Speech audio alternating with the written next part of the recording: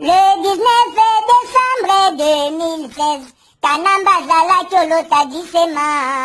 Awa dialogue simbite, konyo senga akima, mbulo yo tokoboma yo kanande.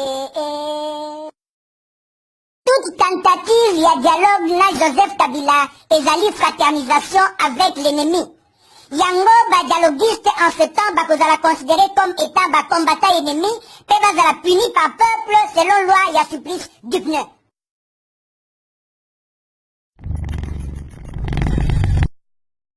Pombi à ba bébé. Non. Mes chers compatriotes, toi la victoire. Kane bomona, gloire à Senga Pandachala militant. Toyeto Bongisa, place des artistes, tellement salité. On veut le faire, policier, boy. Pour aller du Sotoko Salamo. Nous sommes dans quel pays quand la population elle-même prend l'initiative de rendre l'environnement propre? Parce que mon ma paix. Je ne comprends pas ça. Dites-moi, c'est quoi ce phénomène?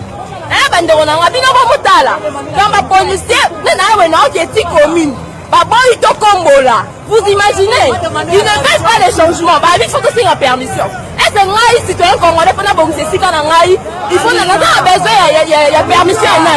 Je ne comprends pas ça. Dans la mort, ni la président de la République, ni la bourgmestre. Nous sommes dans nos droits. Aussi longtemps que ton fin à terre, ton imité, ton collègue en fraction montée. Je ne comprends pas ça.